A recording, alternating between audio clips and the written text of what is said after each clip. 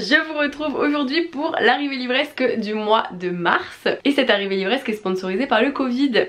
Ne vous étonnez pas si j'ai le nez pris, tout ça, bref c'est normal. Et il y a des travaux aussi, donc c'est sponsorisé par le Covid et les travaux. Grosse ambiance vraiment cette semaine. Bref, j'ai reçu plein de livres, j'ai hâte de vous les montrer. Et d'ailleurs, pour celles et ceux qui ne le savent pas, je fais des collections de pochettes à livres avec la petite boutique Envolée Littéraire qui fait donc des pochettes à livres. Donc moi je protège toujours mes livres dans des pochettes à livres. Et ça c'est notre nouvelle collection pour le printemps. Donc si jamais vous souhaitez les acheter, elles sont en vente. Il n'y en a pas beaucoup, donc précipitez-vous. Et surtout sachez que pour chaque pochette achetée, vous aurez un marque-page Le Souffle des mots offert. Voilà, c'est dit, le lien est dans la barre d'infos et moi je suis fan, je fais que les utiliser donc je suis trop contente. J'ai une préférence pour la jaune, dites-moi laquelle vous préférez entre la rose et la jaune. Les fans de romans vont être servis puisque j'ai reçu énormément de romans ce mois-ci. Donc on commence avec le prochain roman de Nicolas Yoon qui a écrit Everything Everything et The Sun is Also a Star. Ici c'est Instructions for Dancing. C'est publié aux éditions Bayard et il sortira le 11 mai, donc je vous le présente un peu beaucoup en avance. C'est l'histoire de Evie qui est sûre d'une chose, que les histoires d'amour ne durent jamais parce que depuis que son père a trompé sa mère, elle en est persuadée. Et dès que Evie voit un couple s'embrasser, elle a une étrange vision et elle devient le témoin de l'histoire du couple, c'est-à-dire qu'elle voit la rencontre mais elle voit aussi la rupture. Elle va dans un studio de danse et elle fait la rencontre de X, un jeune homme aussi agaçant que beau et fascinant. Et ils vont se retrouver partenaires pour un concours de danse de salon et là elle va se demander si l'amour finalement ne mérite pas qu'on prenne tous les risques du monde. Donc ça a l'air d'être une petite romance toute mignonne. J'ai trop hâte de le lire et en plus vous préparez plein de surprises autour si je l'aime bien donc. Puis j'ai reçu le roman L'incendie de Jennifer Lynn Alvarez, publié aux éditions Albin Michel Jeunesse et je l'ai lu et je l'ai adoré. Et sachez d'ailleurs que en ce moment même sur Instagram, sachez qu'il y a une chasse aux livres numériques qui est en cours et qui commence lundi. Donc si vous avez envie de tenter de remporter ce roman, rendez-vous sur Instagram. L'incendie, c'est l'histoire de 5 amis qui sont meilleurs amis. On suit le personnage de Anna comme personnage principal et tous les 5 ils vont passer un moment au bord du lac comme ils ont l'habitude, sauf que l'un de leurs amis va fumer et ça va déclencher, suite à une multitude d'actions, un feu de forêt qui va devenir un feu absolument destructeur et meurtrier. Sauf que les 5 amis savent que s'ils avouent à la police qu'ils sont à l'origine de ce feu même accidentel, ils iront en prison. Ils décident donc de garder le secret, sauf que ça va créer énormément de tensions et j'en passe dans leur groupe d'amis. Donc je vous en parlerai plus dans la prochaine vidéo j'ai lu, mais vraiment déjà rien que le résumé m'avait vraiment donné très envie. Je me disais waouh, j'adore le concept de mensonge comme ça, d'enquête, je trouve ça trop bien, le côté un peu culpabilité. Et le but de cette collection de Albin Michel, c'est de montrer que chaque être humain a ses qualités et ses défauts et qu'on peut avoir fait de très mauvaises actions sans forcément être de très mauvaises personnes. Mais justement ce livre nous amène à nous questionner dessus. Bref, j'ai reçu en double, et là c'est tant mieux pour vous, j'ai reçu en double La Carte des Confins tome 2 de Marie Replin, publié aux éditions Pocket Jeunesse. Je n'ai pas encore lu le tome 1, j'ai honte. C'est Muffin and Books qui a écrit ce roman, donc Marie Replin, enfin voilà, vous l'appelez comme vous voulez. Et je dois trop le lire parce que c'est une histoire de pirate, une histoire un peu d'amour, mais au début les personnages n'ont pas l'air de trop s'aimer il me semble. Je ne lis surtout pas le résumé du tome 2 parce que je vais pas, voilà, je vais pas me faire spoiler. Mais du coup il y en a un qui est dédicacé donc je le garde évidemment, mais celui qui n'est pas dédicacé je vais vous l'offrir, donc rendez-vous en barre d'infos dans un formulaire si vous souhaitez recevoir La Carte des Confins tome 2. Participez dans le formulaire et bonne chance. J'ai reçu un livre que j'ai déjà lu, c'est Van Gogh de Timothée de Fombelle, l'intégrale. Donc c'est une nouvelle édition intégrale de Van Gogh.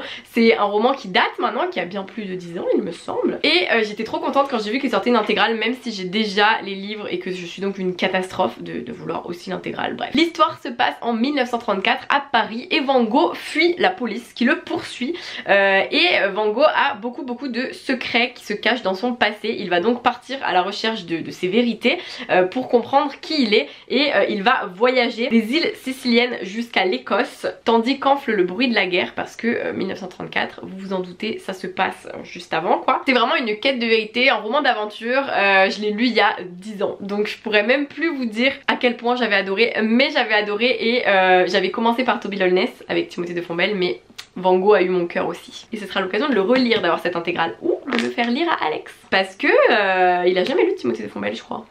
J'ai reçu L'affaire Alaska Sanders de Joël Dicker, publié aux éditions Rosie and Wolf. C'est donc le tout nouveau roman de Joël Dicker, l'auteur de La vérité sur l'affaire Harry Kéber. Et celui-ci se passe après la vérité sur l'affaire Harry Kéber. Donc c'est un tome 2 mais 3 parce que je crois qu'il y a le livre des Baltimore qui se passe avant, enfin bref. Ça se passe en avril 1999 et le corps d'une jeune femme qui s'appelle Alaska Sanders est découvert au bord d'un lac. L'enquête va très vite être bouclée, la police obtient les aveux du coupable, donc c'est bon, le coupable et le complice, boum, en prison. Sauf que 11 ans plus tard, l'affaire rebondit. Le sergent qui était en charge de cette enquête à l'époque va recevoir une lettre anonyme qui lui donne l'impression qu'il a suivi une mauvaise piste et Marcus Goldman, l'écrivain, va l'aider dans cette enquête puisqu'il a connu un succès mondial après la publication de sa quête de la vérité sur l'affaire Harry Kéber. Sachez que j'ai une dédicace qui en jette parce que Joël Dicker a dédicacé ce roman pour Alaska, donc j'ai vraiment un dessin de Joël Dicker.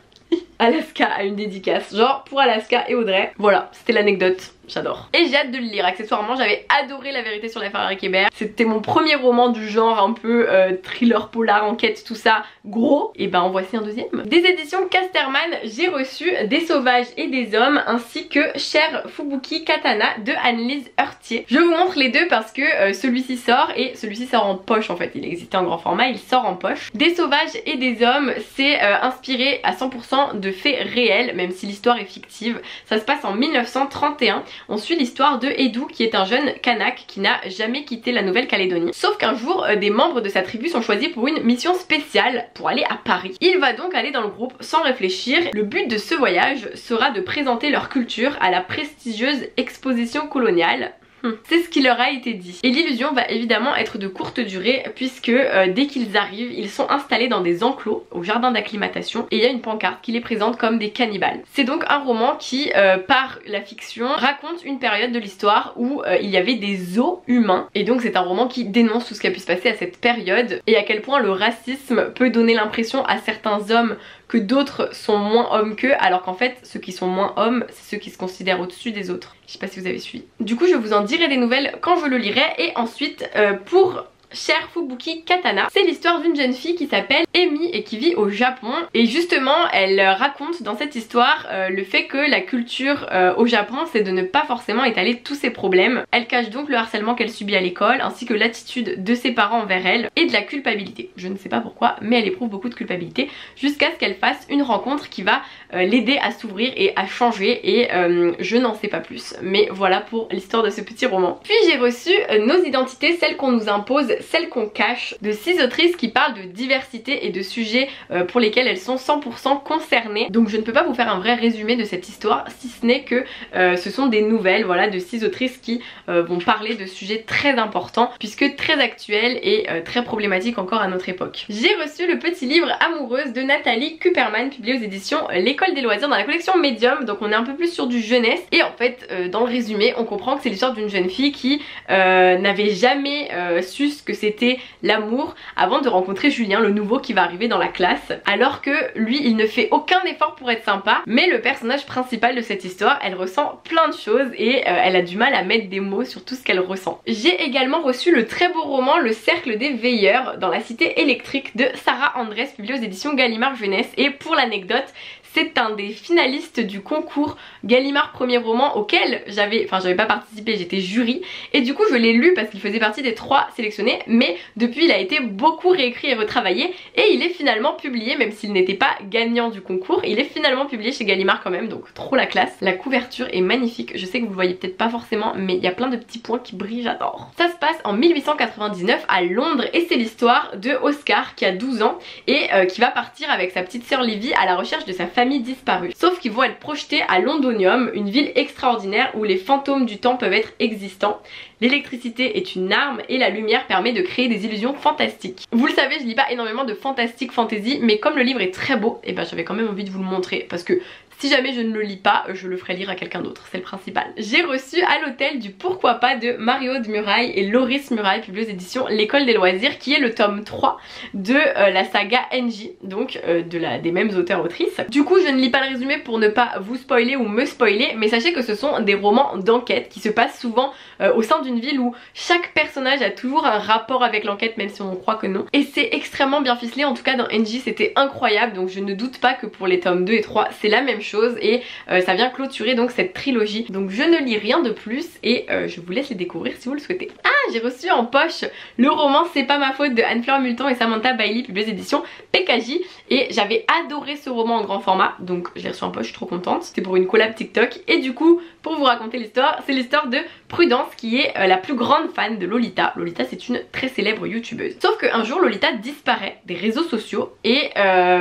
tout le monde s'inquiète, mais ça passe vite parce qu'en vérité quand des stars disparaissent des réseaux sociaux, bah il n'y a rien à y faire. Sauf que Prudence, elle est persuadée qu'il lui est arrivé quelque chose de grave et elle décide de partir à sa recherche. Et chacune des deux personnages qu'on va suivre a une quête en soi très importante. C'est super intéressant, c'est super d'actualité, ça parle de réseaux sociaux, de YouTube, de l'exposition, du harcèlement, ça parle d'amour, ça parle d'orientation sexuelle, j'en dis pas plus, mais vraiment lisez ce roman, il est trop bien. Et il est en poche maintenant. Puis j'ai reçu Il y a ce que je suis, le récit d'un enfant placé de Malik Soares et Maria Poblete, publié aux éditions Actes Sud Junior. Les deux auteurs en fait sont Malik est concerné par l'histoire et Maria écrit cette histoire, son histoire, l'histoire justement d'un personnage dans cette histoire en tout cas qui est un enfant placé et qui raconte la vie en foyer, en famille d'accueil, les difficultés sociales, la violence, la précarité, le mépris. Donc un petit livre très court mais qui a l'air très important et très fort sur un sujet que je n'ai pas tant lu que ça en littérature ado, jeune adulte, littérature, donc très important. J'ai reçu les nouveaux petits livres de la collection Iconopop. Donc nous avons Je suis un génie de Suzy Morgenstern, nous avons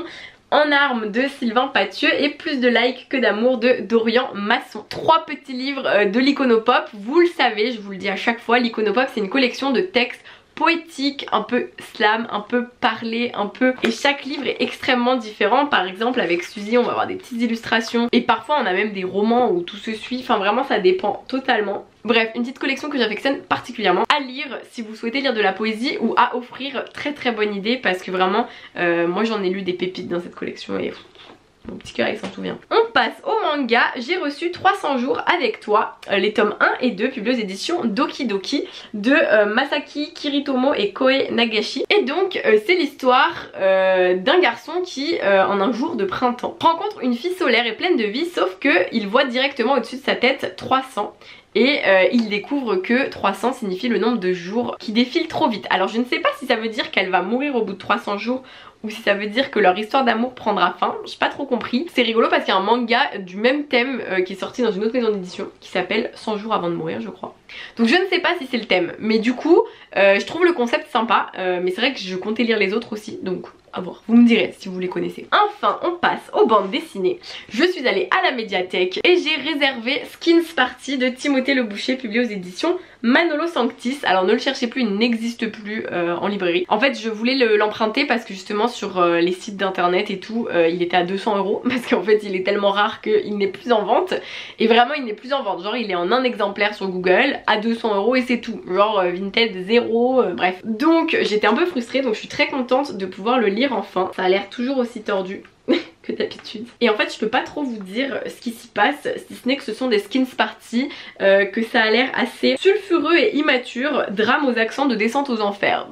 Voilà, ça a l'air toujours aussi glauque comme toutes les BD de Timothée Le Boucher, j'ai envie de vous dire. Et enfin en BD j'ai reçu celle qui parle de Alicia Jaraba, publiée aux éditions Grand Angle. C'est l'histoire de Malin Ali qui est fille d'un chef d'un clan d'Amérique centrale, sauf que peu après la mort de son père, elle va être vendue à un autre clan pour travailler au champ et satisfaire la libido de son nouveau maître, donc c'est vraiment terrible. Elle va ensuite devenir interprète pour un autre clan. En fait c'est l'histoire justement de ce personnage au destin absolument terrible qui a été offerte comme esclave et qui est devenue l'une des plus grandes figures féminines de l'histoire. C'est l'histoire de la Malinche, donc si vous voulez vous renseigner davantage, et je n'en entends que de très bons avis. Donc j'ai hâte de découvrir cette BD qui a l'air très difficile mais très importante aussi puisque encore une fois inspirée de faits réels.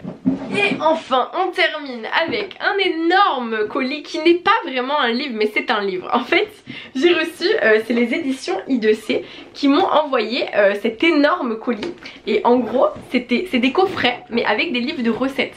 Donc en gros là j'ai choisi le livre de recettes Mes Chic Marmites, je trouve ça trop mignon. Oh, tiens faudrait que je regarde s'il n'y a pas une recette que je pourrais faire. Oh ouais.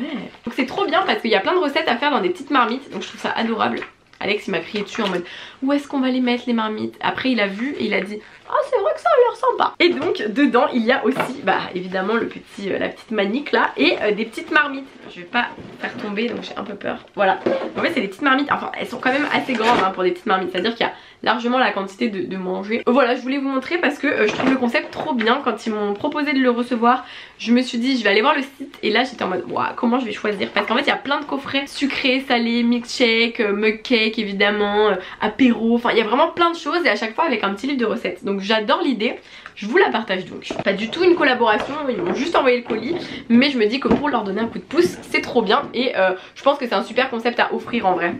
Même si là je me le suis offert toute seule.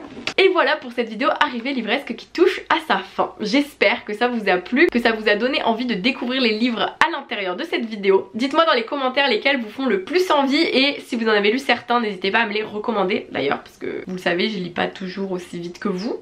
J'espère que cette vidéo vous a plu malgré le Covid et malgré les travaux, mais il y a plus de bruit. En tout cas voilà, vous inquiétez pas, j'ai le Covid mais ça va. D'où le fait que là on reste à une vidéo par semaine pendant encore le temps qu'il faudra, parce que déjà avant le Covid j'étais assez fatiguée, donc là on garde ce rythme. Et la vidéo de la semaine prochaine, j'ai trop hâte que vous la voyez. Vraiment je suis surexcitée, j'ai trop hâte, ça fait trop longtemps que je veux refaire ce projet, donc rendez-vous la semaine prochaine. Soyez là parce que ça va vous plaire. Je vous fais plein de bisous, je vous dis à très vite pour une prochaine vidéo. Passez de très belles lectures d'ici là et à la prochaine.